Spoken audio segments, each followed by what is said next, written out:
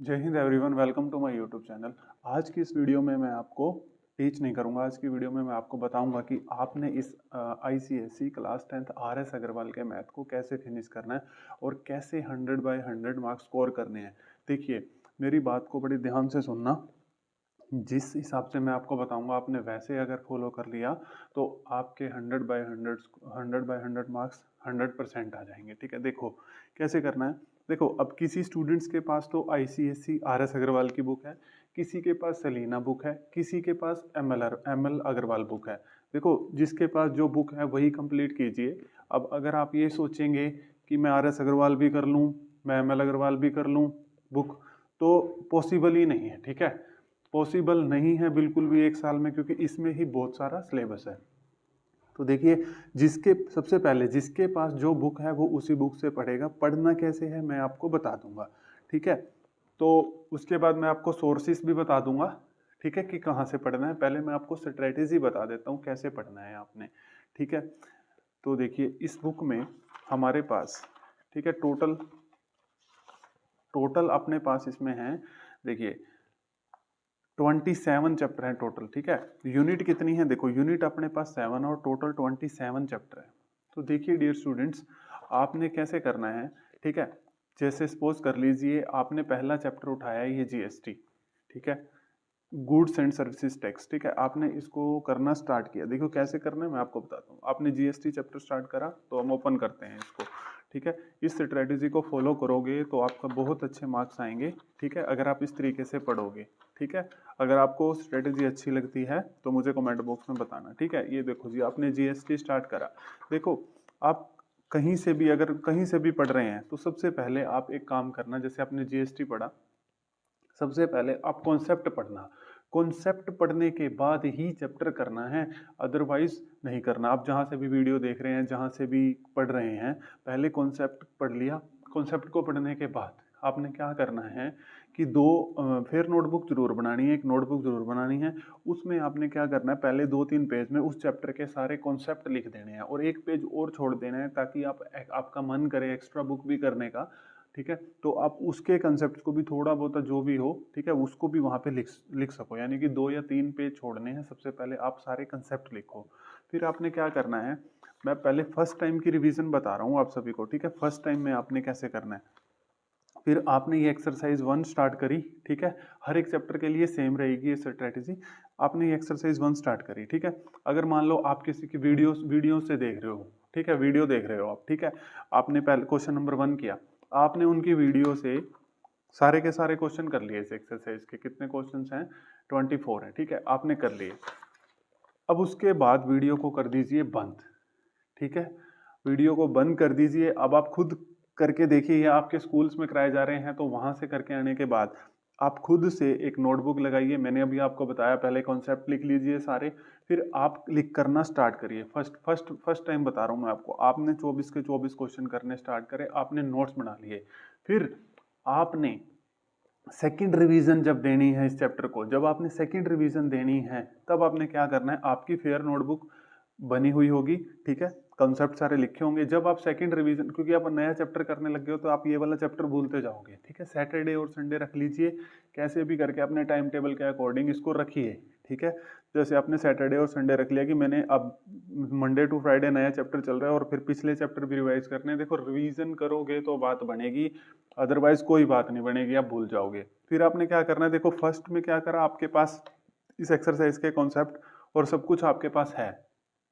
ठीक है, अब आपने क्या करा, जब आप सेकंड रिवीजन कर रहे हो तो आप पहले कॉन्सेप्ट, उसके सॉल्यूशंस मत देखना, कॉन्सेप्ट उठाइए। जो आपने कॉन्सेप्ट 2 पेज पे लिखे थे उसको रिवाइज करिए, फटाफट रिवाइज करिए। कॉपी को बंद कर दीजिए, एक रफ नोटबुक उठाइए और रफ नोटबुक उठाने के बाद क्वेश्चन करने स्टार्ट करिए। क्योंकि देखो इतनी सारी बुक है, जब आपका एग्जाम होगा मुझे नहीं लगता आप एक एक क्वेश्चन रिवाइज करके चले जाएंगे। 2-3 दिन की छुट्टी में नहीं जा सकते आप लोग।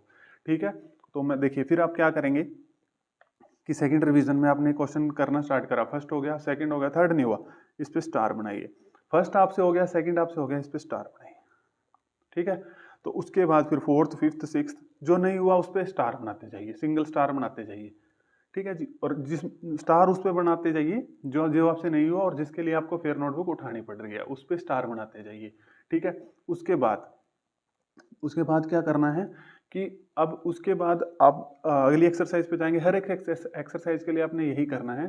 तो अब जब आप इसकी थर्ड रिवीजन देंगे, ठीक है, जब आप थर्ड रिवीजन देंगे या कहीं पर आप टेस्ट देंगे, उसके बाद फिर देखिए, अगर आपको दोबारा अब दोबारा वाले जो स्टार वाले क्वेश्चन को दोबारा देखना पड़ रहा है तो उसको डबल स्टार बना लीजिए कि इस क्वेश्चन को तो पेपर में देख के जाना ही जाना है। ठीक है, समझ आ गई। तो इस तरीके से आपके एक एक्सरसाइज में स्टार वाले 7 या 8 क्वेश्चन बनेंगे 24 में से। तो यानी कि उन क्वेश्चंस को तो आपको पेपर में जब पेपर होगा आप स्टार वाले क्वेश्चंस तो पक्का करके जाएंगे। ठीक है, क्योंकि आप उनको प्रैक्टिस करते समय रुके थे, क्योंकि फिर एग्जाम वाले दिन आप सारे, ये पॉसिबल नहीं है आप सारे की सारी बुक को एकदम से रिवाइज कर जाओगे। इतने सारे क्वेश्चंस हैं, इतनी सारी एक्सरसाइज है, 27 चैप्टर्स हैं। ठीक है, अगर आप इसको फॉलो करते हो तो आपको बहुत बेनिफिट मिलेगा, बहुत बेनिफिट। ठीक है, ठीक है, इस तरीके से आपने अब हर एक चैप्टर, हर एक एक्सरसाइज, हर एक चैप्टर के लिए ऐसे ही करना है। पहले कॉन्सेप्ट बना लेने हैं, ठीक है, कॉन्सेप्ट को लिख देना है। अब बात आती है कि सर, और जैसे अब बात ये आती है कि देखो अगर आप यही बुक कर लोगे, सीधी सी बात है, बहुत हो जाएगा इस बुक से भी। ठीक है, कोई दिक्कत नहीं है। अगर कोई सोचे कि मैंने और भी बुक फॉलो करनी है, देखो अगर आपके पास समय है तो आप कर सकते हो बिल्कुल। ठीक है, जैसे एम एल अग्रवाल की बुक होगी, तो वैसे तो यही बुक सफिशिएंट है, क्योंकि आप 2-2 बुक से करोगे तो मतलब हो नहीं पाएगा आपसे सिलेबस, क्योंकि सिलेबस ज़्यादा है। आप ये कर सकते हो, जैसे आपने ये जीएसटी का आर एस अग्रवाल से बुक कर लिया, विद एग्जाम्पल्स। पहले एग्जाम्पल जरूर करने हैं भाई, एग्जाम्पल 100% करने हैं। अब आप क्या करो, अगर आपके पास समय है तो आप एम एल अग्रवाल की बुक उठा लो, या सेलिना या एम एल अग्रवाल की, इनमें से एक और बुक उठा लो। ठीक है, किसी स्कूल में ये लगी होती है सेलिना, किसी में एम एल अग्रवाल, किसी में आर एस अग्रवाल। तो आप एक काम करना, बुक उठा लो, उस बुक के सिर्फ जैसे जीएसटी कर रहे हो उसके सारे एग्जाम्पल लगाना, अनसॉल्व मत करना। ठीक है, अगर आप करना चाहते हो तो उसके एग्जाम्पल्स लगा देना। ठीक है, अगर आपको कुछ नया सीखने को मिले फिर से आप उसको अपनी कॉपी पे नोट डाउन कर लेना। ठीक है, तो अगर आप ऐसे फॉलो करते हो तो आपके 100/100 मार्क्स जरूर आएंगे। अब मैं बात करता हूँ सोर्सेज की। देखो मैंने अपने वीडियोस में आपको ये जो है यूनिट 4 है, ये मैंने आपको सारा का सारा करवा दिया है। ठीक है, सारा का सारा मैंने वीडियोस बना दिया, आप प्लेलिस्ट जाके चेक कर सकते हैं। ठीक हो, आप जैसे वॉल्यूम एंड सरफेस एरिया आपने स्टार्ट करा, ठीक है, पहले मैं बता देता हूँ मैंने कितना करवा दिया, और मैं आगे ये कंप्लीट कर दूंगा 2 महीने तक ये पूरा मैथ। तो ये मैंने करवा दिया है, आपके लिए बहुत परफेक्ट चीज़ हो जाएगी ये। ठीक है, एक बार आप वीडियो जरूर देखना, आपको बहुत अच्छा लगेगा। अब उसके बाद जैसे मैंने ये अलजेब्रा में एक लीनियर इक्वेशन करवा दिया, मैट्रिसेस करवा दिया, अर्थमेटिक प्रोग्रेशन करा दिया, ज्योमेट्रिक प्रोग्रेशन करा दिया, section and mid point formula करा दिया, ये भी मैं फटाफट खत्म कर दूंगा अलजेब्रा।